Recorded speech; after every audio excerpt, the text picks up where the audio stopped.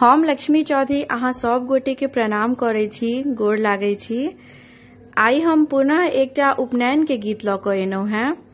उपनयन और मूड़न के गीत के मांग जे छै से आनंद मिश्रा जी केने छलखिन हैं। आनंद मिश्रा जी बहुत बहुत धन्यवाद। आभार प्रकट करे छी जे अहाँ एहि योग्य बुझनौ जे अहाँ गीत के मांग कऽ रहल छी। बहुत बहुत धन्यवाद।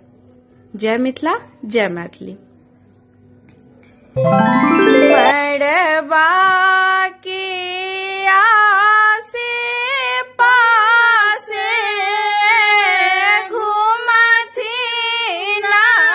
बाबा हे माड़व बड़ शोभे। मड़वा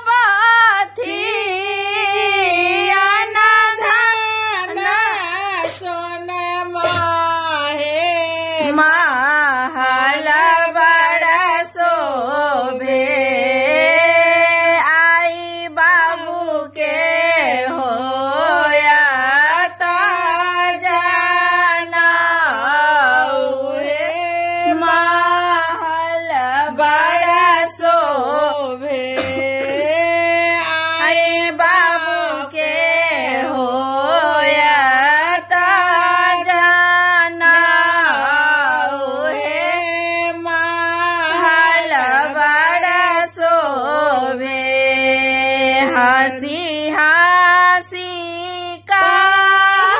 कहथिन नगरा कालो कहे महब बड़ा शोभे हसी हसी कहथिन